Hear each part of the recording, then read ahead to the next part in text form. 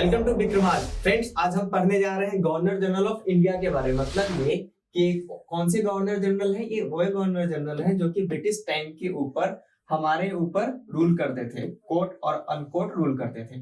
आप टाइटल से कंफ्यूज नहीं होंगे। गवर्नर जनरल ऑफ इंडिया मतलब ये कि आपके दिमाग में एक प्रश्न आया होगा कि आखिर गवर्नर जनरल ऑफ इंडिया तो बहुत लेट से आए थे, तो क्या हम लॉर्ड विलियम बेंटिक के बाद से पढ़ रहे हैं? जैसे कि आपको पता है कि जब 1853 का एक्ट आया था उसके बाद से गवर्नर जनरल ऑफ इंडिया बोला जाने लगा। उससे पहले क्या बोलते थे? गवर्नर जनरल ऑफ बंगाल बोलते थे। उससे पहले भी गवर्नर ऑफ बंगाल बोलते थे। उसके बाद भी इनका नोमेनक्लेचर चेंज होता गया समय के साथ। तो बात ऐसी है कि हम गवर्नर जनरल ऑफ इंडिया एक कंसोलिडेटेड वे में हम इसका नाम रख रहे हैं और इसको हम गवर्नर जनरल ऑफ इंडिया के टाइटल से पढ़ेंगे, लेकिन हम सारे गवर्नर जनरल को पढ़ेंगे। हम पढ़ेंगे किसे किसे? हम रॉबर्ट क्लाइव से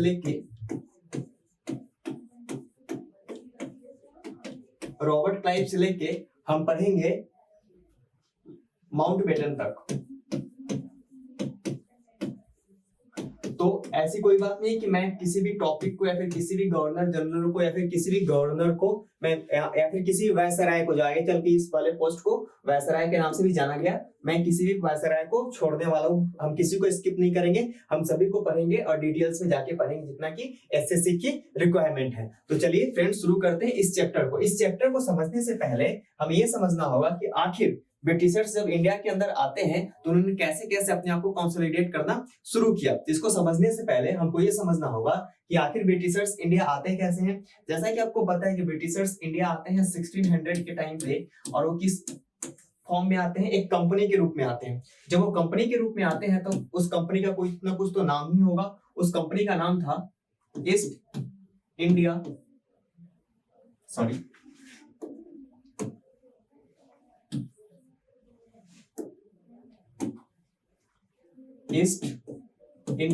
कंपनी, EIC। जैसा कि आपको पता है कि सबसे पहले मतलब ये कि इंडिया, जैसे कि आपने अपनी किताबों में पढ़ा होगा, बचपन की किताबों में 6th-7th के बुक में आपने ऑब्वियसली पढ़ा होगा कि इंडिया का खोज किसने किया। तो आपने एक नाम जानते हो, इसका नाम था Vasco D gamma.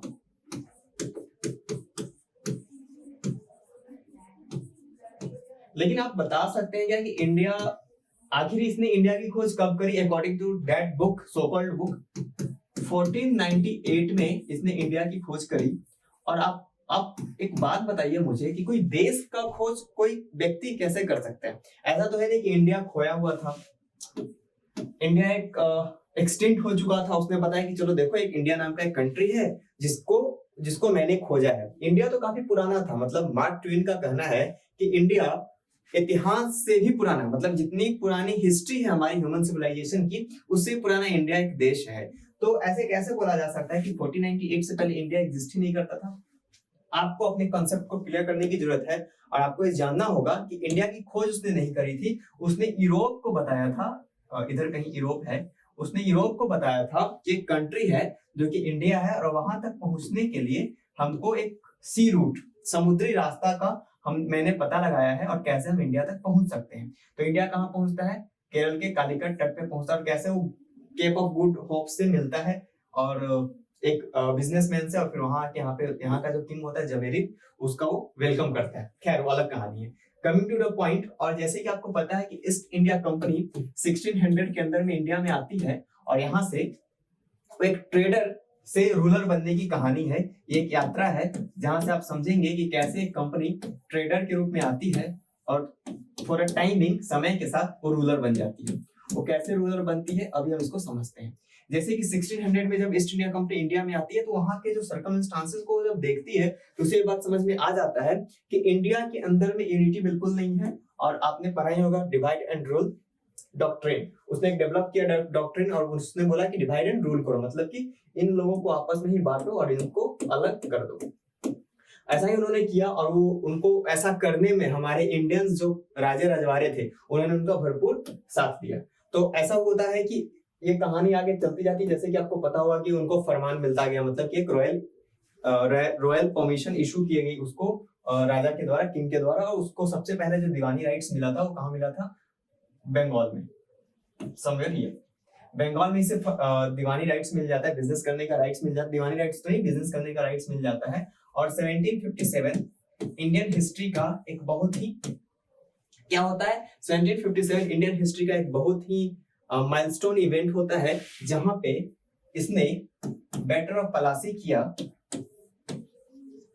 Battle of Palasi, और इसको लीड कर रहे थे हमारे तरफ से जो बंगाल के नवाब थे, उनका नाम क्या था, नवाब सिराजुद्दौला, और उसके तरफ से जो लीड कर रहे थे, ब्रिटिशर्स के तरफ से जो लीड कर रहे थे, उनका नाम था रॉबर्ट क्लाइव।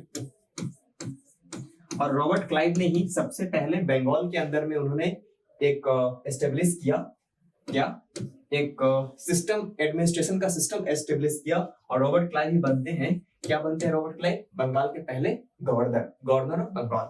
उसके बाद ऐसे फर्स्ट और लास्ट गवर्नर ऑफ बंगाल बनते हैं, क्योंकि 1757 के कुछ दिनों के बाद इन्हें वापस इंग्लैंड भेज दिया था। खैर बाद में फिर वापस आते हैं, उस बात को हम बाद में डिस्कस करेंगे।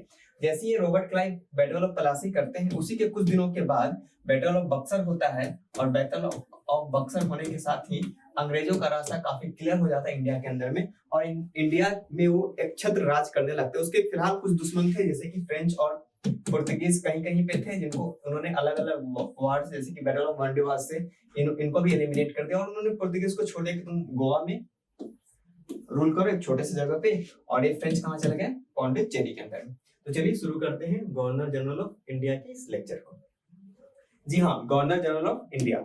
गवर्नर जनरल ऑफ इंडिया में आपको दिख रहा होगा कि कुछ इधर इमेजेस हैं, ये अलग अलग गवर्नर जनरल्स हैं, जिनकी इमेजेस मैंने लगा रखे हैं, ताकि इमेजेस से आपको अच्छे तरीके से आप आइडेंटिफाई कर सके और इसकी चीजों को अच्छे से याद कर सके।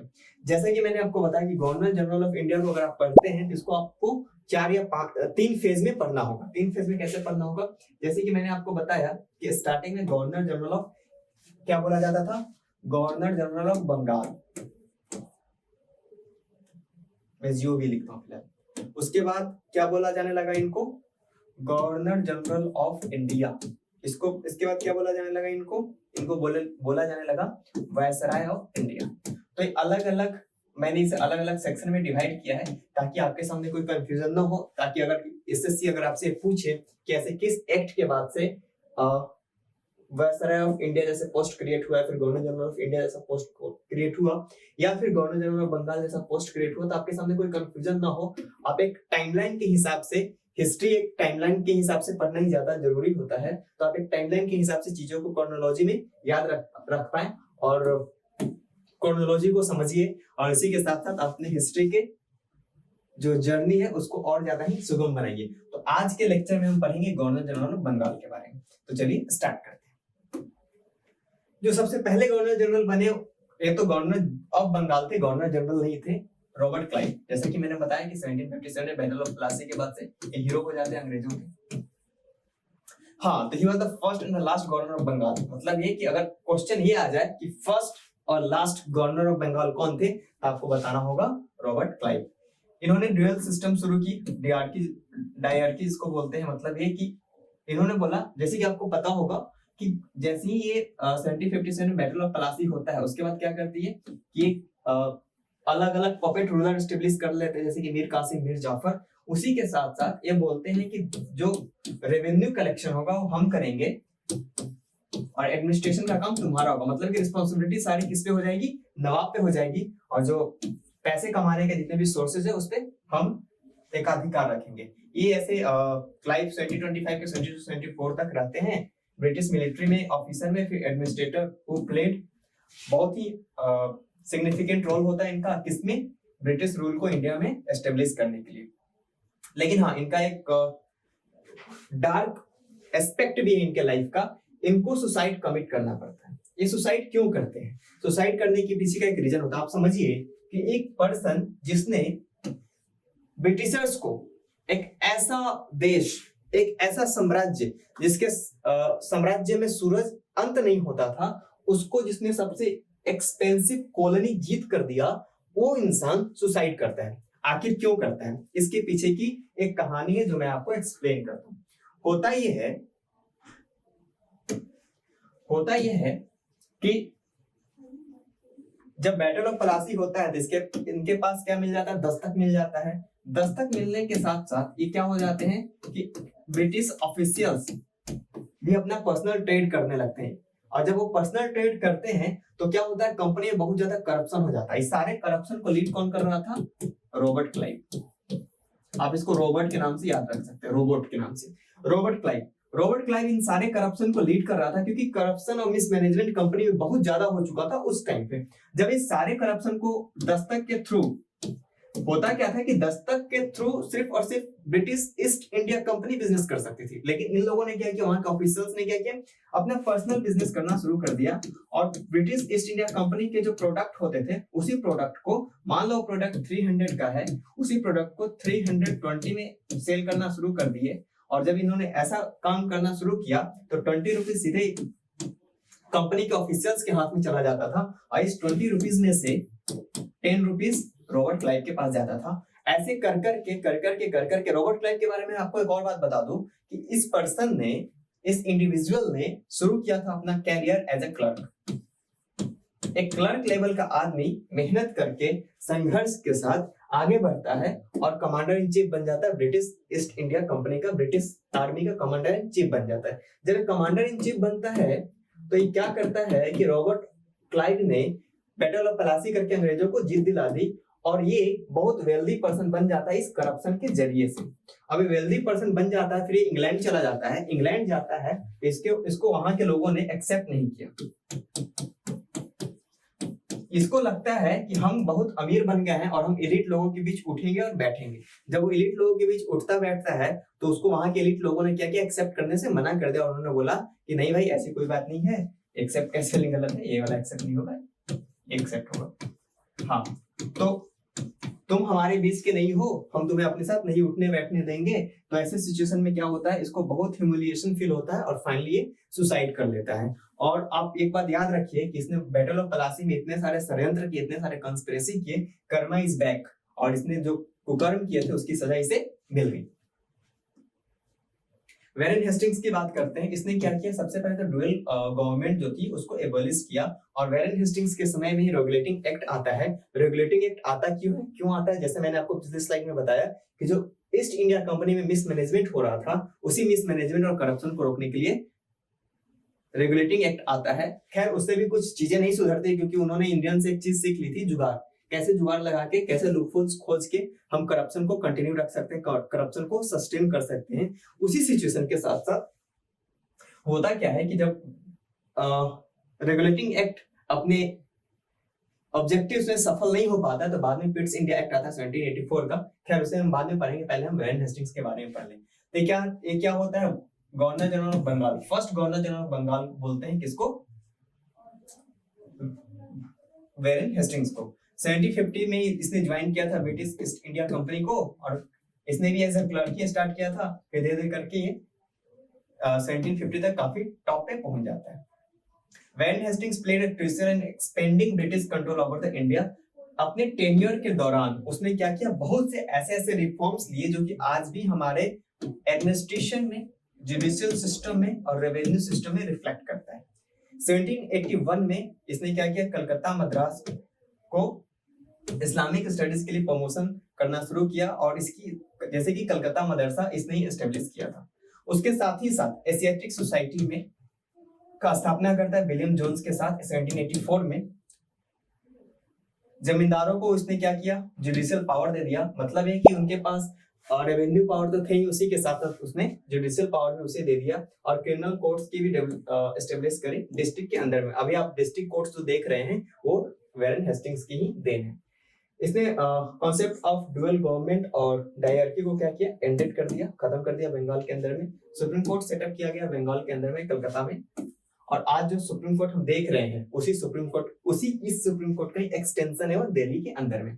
स्टार्टिंग में इसके 4 जजेस थे।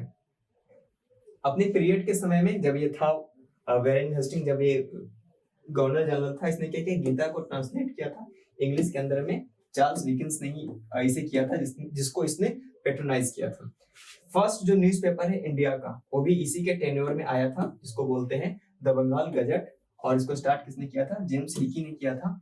और सेकेंड एंग्लो मैसूर वार ये फाइट हुआ था इसी के टाइम पे हैदर अली के साथ, और फिर इसने उस वार को बहुत ही डिसाइसिवली जीत लिया था।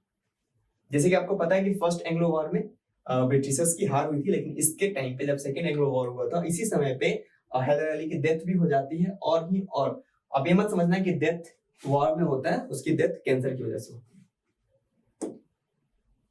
फिर आते हैं लॉर्ड कॉर्नवालिस साहब। लॉर्ड कॉर्नवालिस काफी ही रिफॉर्मिस्ट, मतलब वैरेन हेस्टिंग्स से ज्यादा ही रिफॉर्मिस्ट था। मैं कॉर्नवालिस के बारे में एक और बात बता दूं, इसी समय पे 1786 से पहले 1780 से लेकर 1784 तक अमेरिका का रेवोल्यूशन चल रहा था, और अमेरिका के रेवोल्यूशन में यही वो पर्सन है जो कि उनके सामने हथियार डालकर आया था। और क्योंकि वॉर अंग्रेज हार गए थे और अमेरिका में डेमोक्रेसी एस्टेब्लिश हुई थी और कॉलोनियलिज्म की शुरुआत हो चुकी थी, और ये पर्सन ही था जो कि वहां पे हथियार डाल कर आया था। ये एक कहानी आपको ये सीख देती है कि अगर आप के सामने एक बहुत बड़ा फेल्यूर आता है, जैसे कि अमेरिका जैसा कॉलोनी ये गंवा बैठा था ये व्यक्ति, और बाद में इंडिया में आता है, इंडिया में सबसे सक्सेसफुल गवर्नर जनरल बनता है। और इसी के साथ साथ जब कॉर्नवालिस हार कर इंडिया आता है, इसने अपने एफर्ट लगा के खुद को अपने आप को प्रूफ करता है। तो ये आपको बताता है कि जब आप एक फेल्यूर से जूझते हैं, जब एक बार गिरते हैं, तो दोबारा भी आप उठ खड़े हो सकते हैं। कॉर्नवालिस मिलिट्री कमांडर और कॉलोनियल एडमिनिस्ट्रेटर था, जिसने कि गवर्नर जनरल ऑफ इंडिया के रूप में 1786 से 1793 तक सर्व किया। उसका जन्म लंदन में होता है, इंग्लैंड में, जो कि मिलिट्री कैरियर की शुरुआत करता है 1756 से ब्रिटिश आर्मी में। कॉर्नवालिस ने बहुत ही क्रूशियल रोल प्ले किया था अमेरिकन रेवोल्यूशन के समय में, where he served as the commander of British force. He surrendered, जैसा कि मैंने अभी आपको बताया, to American forces at siege of Yorktown in 1781 which effectively ended the war. इसी के बाद से उनके बीच जो लड़ाई चल रही थी, वो लड़ाई खत्म हो जाती है और ये लड़ाई का एंड हो जाता है और ये सरेंडर करता है। After his defeat in America, Cornwallis को अपॉइंट किया जाता है गवर्नर जनरल ऑफ इंडिया के रूप में, और ये इंट्रोड्यूस करता है क्या, एक सिग्निफिकेंट रिफॉर्म्स, जुडिशियल सिस्टम बनाता है, पुलिस रिफॉर्म्स भी लेकर आता है ये। और इसने एक्सपेंड किया ब्रिटिश कंट्रोल ओवर इंडिया, मतलब कि अलग अलग प्लेसेस पे भी ब्रिटिश कंट्रोल को इसने काफी ज्यादा इनहेंस करता है ये, और एक्सपेंड करता है ब्रिटिशर्स का जो भी जितना भी एक्सटेंट था उसको और ज्यादा इम्प्रूव करता है। बहुत से कॉन्फ्लिक्ट में भी आकर फंसता है, जैसे कि second Mysore war and third Anglo Maratha war में भी इसकी अहम भूमिका होती है। इसने क्या किया, बहुत ही इंपॉर्टेंट पॉइंट है ये, इसने परमानेंट सेटलमेंट को एस्टेब्लिश किया, जो कि एक तरह का लैंड सेटलमेंट था। इसको जमींदारी सेटलमेंट के नाम से भी जानते हैं। एग्रीमेंट था किसके बीच, ईस्ट इंडिया कंपनी के बीच और बंगाल के लैंडलॉर्ड्स के बीच, रेवेन्यू को फिक्स करने के लिए। होता ये था कि जमींदार लोग क्या करते थे कि रेवेन्यू सही तरीके से अंग्रेजों तक पहुंचाते नहीं थे, जो उनके लिए काफी घाटे का सौदा हो रहा था। अब इस घाटे के सौदे से निकलने के लिए खैर वैरेन हेस्टिंग्स ने भी बहुत ट्राई किया, लेकिन उससे भी नहीं हो पाया। बाद में कॉर्नवालिस आता है, इसको सही तरीके से परमानेंट सेटलमेंट के नाम से उसको इम्प्लीमेंट करता है। खैर जमींदार लोग फिर भी नहीं सुधरते हैं, उसके बाद भी इस तरह का मिसमैनेजमेंट चलता रहता है। फिर बाद में और भी बहुत से लैंड सेटलमेंट्स आए थे, जो कि मैं एक अलग चैप्टर में आपको डिस्कस करूंगा। इसने इंडिया के अंदर में सिविल सर्विस एग्जामिनेशन को शुरू किया 1786 में। That is why he is the known as the father of civil service। मतलब कि अगर एक क्वेश्चन आ जाए कि फादर ऑफ सिविल सर्विस किसको बोलते हैं, तो किसको बोलेंगे। ऐसे एग्जामिनेशन इंडिया के अंदर में नहीं होता था, इंडियंस एग्जाम्स दे पाते थे।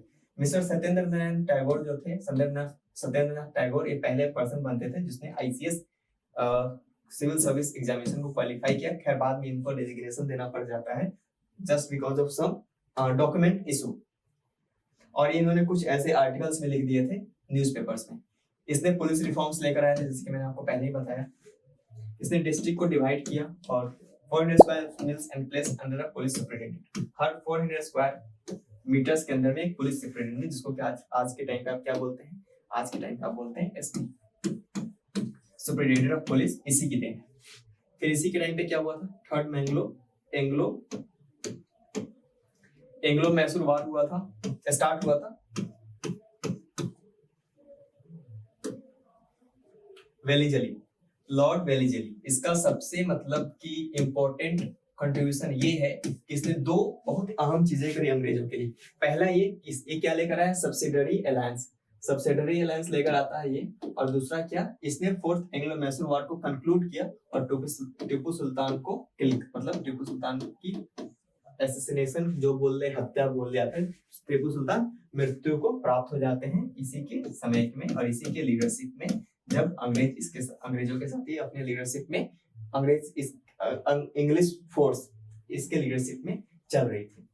ये फाइनल हो जाता है जबकि टीपू सुल्तान अंग्रेजों के नाक में दम किए होते हैं, उनको परेशान करके रख देते हैं। और यही के साथ साथ इसका जो ब्रिटिशर्स के जो सबसे बड़ा दुश्मन था नेपोलियन, जिसने यूरोप में वही काम कर रखा था जो टीपू सुल्तान ने इंडिया में काम कर रखा था, ये आपस में फ्रेंड बन जाते हैं। और उसने मैसेज भी दिया था नेपोलियन ने कि डोंट वरी माय फ्रेंड, मैं आ रहा हूँ इंडिया और अंग्रेजों की बैंड बजा देंगे। खैर उससे पहले ही टीपू सुल्तान निपट जाते हैं और फोर्थ एंग्लो मैसूर वॉर के बाद से क्या हो जाता है कि इस तरह की राइवलरी पूरी तरीके से खत्म हो जाती है और मैसूर पे उनका एकाधिकार हो जाता है। जैसे कि मैंने आपको बताया कि सब्सिडरी अलायंस में क्या होता था कि इंडियन रूलर्स को उसने बोला था कि देखो तुम मेरी आधिपत्य एक्सेप्ट कर लो, हमारी सुप्रीमेसी एक्सेप्ट कर लो और बाकी तुमको कोई परेशान नहीं करेगा, हम तुमको प्रोटेक्शन देंगे, उसके बदले में तुम हमें कुछ पैसा दे दो। और तुमको जो भी अलायंस में आते थे उनके साथ एक कंडीशन होता था। कंडीशन क्या होता था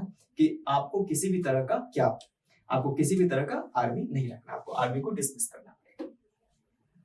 लॉर्ड मिंटो, ये नाम सुन के आपको कुछ चमका होगा दिमाग में, ये वो लॉर्ड मिंटो नहीं है 1909 वाले, वो बाद में आएंगे, जिनके सामने गवर्नमेंट ऑफ इंडिया 1909 आया था, जिसको कि इंडियन काउंसिल एक्ट भी बोलते हैं। वो उस लॉर्ड मिंटो के बारे में हम बाद में पढ़ेंगे। ये लॉर्ड मिंटो दूसरे लॉर्ड मिंटो थे, जिनके टाइम पे 2-3 बहुत ही इंपॉर्टेंट इवेंट हुए थे। पहले जो हुआ था वो सबसे इंपॉर्टेंट क्या हुआ था उसके बारे में हम पढ़ ले। सबसे पहला, ये तो इनका नाम ही है इतना अजीब सा, आप पढ़ लेना टाइम निकाल के, ऐसे इंपॉर्टेंट है नहीं। और क्या हुआ था, इनको लॉर्ड मिंटो जो थे वो कॉलोनियल एडमिनिस्ट्रेटर थे, आखिरी एक्सपर्ट थे, तभी इन्हें यहाँ भेजा गया था। 1807 से लेकर 1813 तक ये रूल करते हैं, सो कॉल्ड रूल करते हैं, बिकॉज रूलर जैसा तो कुछ था नहीं, मतलब ब्रिटिश पारामाउंटेसी को ये आगे बढ़ाते हैं। इनका जन्म स्कॉटलैंड में हुआ था, आपको पता ही होगा यूके का पार्ट है स्कॉटलैंड, और educated at the university of Edinburgh university में इन्होंने अपनी पढ़ाई की थी। इनके टाइम का जो सबसे इंपॉर्टेंट इवेंट हुआ था वो ये हुआ था कि अमृतसर की ट्रीटी ऑफ अमृतसर, जहां के बाद से ब्रिटिशर्स नॉर्थ वेस्ट की तरफ उनके लिए रास्ता खुल गया था, गेटवे खुल गया था 1809 में महाराजा रंजीत सिंह के साथ। ये बहुत बड़ी हिस्टोरियंस का ये मानना है कि वन ऑफ द ग्रेटेस्ट जो भूल थी महाराजा रंजीत सिंह की वही थी। और उन्होंने बोला था सिख एम्पायर को कंसंट्रेटेड सतलुज रिवर तक ही हम रहेंगे भाई, उससे आगे पीछे नहीं जाएंगे। जबकि आपको पता होना चाहिए कि महाराजा रंजीत सिंह की एशिया की सबसे बड़ी स्टैंडिंग लार्जेस्ट आर्मी थी इनके पास, फिर भी अंग्रेजों के साथ उलझते नहीं है। इन्होंने एक ट्रीटी साइन कर ली थी, अमृतसर की ट्रीटी, और इसके बाद से बोलते हैं कि चलो ठीक है, हमको तुमसे कोई लेना देना नहीं और तुमको भी हमसे कोई लेना देना नहीं होगा। इन्हीं के टाइम पे चार्टर एक्ट आता है 1813 का, काफी हिस्टोरिक चार्टर एक्ट था। इसमें 2-3 ऐसी चीजें थी जो कि आपको याद रखनी चाहिए। सबसे पहले कि इसी चार्टर एक्ट के तहत मोनोपोली खत्म हो जाती है, किसकी, ब्रिटिश ईस्ट इंडिया कंपनी की। और इसके बाद से लेकिन 2 चीजों में इसको छूट दी गई थी, वो 2 चीजें कौन सी थी। पहली चीज चाय का बिजनेस सिर्फ ईस्ट इंडिया कंपनी कर सकती थी, और चाइना के साथ बिजनेस, ये चाइना के साथ बिजनेस क्या करते थे, ओपियम सेल करते थे, अफीम सेल करते थे उस वहां चाइना के साथ। और 1 लाख रुपया उन्होंने दिया था एजुकेशन के लिए, जिसके बाद से जिसके ही बाद से बहुत सारे कॉलेजेस का एस्टेब्लिशमेंट शुरू हो गया था और बहुत से कॉलेजेस और यूनिवर्सिटीज बनने शुरू हो गए। तो ये 2 इवेंट थे जो कि मिंटो के टाइम पे हुआ था, लॉर्ड मिंटो फर्स्ट के टाइम पे हुआ था। अपने आप को लॉर्ड बोलते थे, पता नहीं क्यों।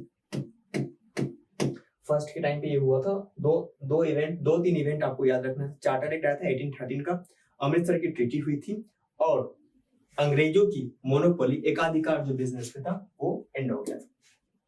इसके बाद लॉर्ड हेस्टिंग्स आते हैं। आपको याद रखना होगा कि लॉर्ड वेरेन हेस्टिंग्स अलग थे और लॉर्ड हेस्टिंग्स अलग थे। इनके टाइम पे एक बहुत ही इंपॉर्टेंट इवेंट होता है। वो इवेंट क्या होता है, 1816 के आसपास ये नेपाल के साथ एक ट्रीटी साइन करते हैं, और उस ट्रीटी के तहत ही नेपाल और इंडिया का जो बॉर्डर है वो डिसाइड होता है, उसको ट्रीटी ऑफ सुगौली बोलते हैं।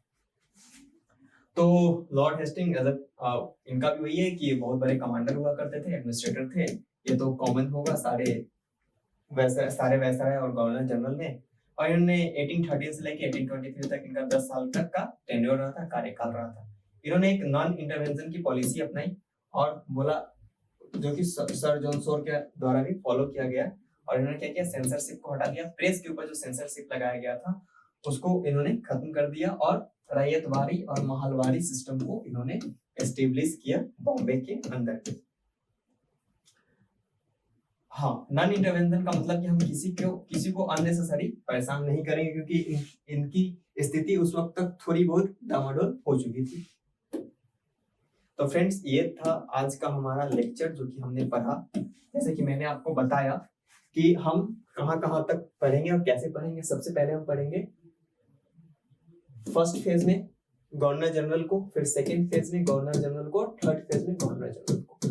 फर्स्ट फेज में हम उस गवर्नर जनरल के बारे में पढ़ेंगे जिन्होंने क्या किया, जो कि गवर्नर जनरल ऑफ बंगाल के नाम से जाने जाते थे, जो कि आज हम लोगों ने पढ़ लिया। आगे के लेक्चर में हम पढ़ेंगे गवर्नर जनरल ऑफ इंडिया के बारे में। उसके बाद के लेक्चर में हम पढ़ेंगे वायसराय ऑफ इंडिया के बारे में। तो फ्रेंड्स, ये था आज का हमारा लेक्चर। अब मिलते हैं नेक्स्ट लेक्चर में। Thank you very much.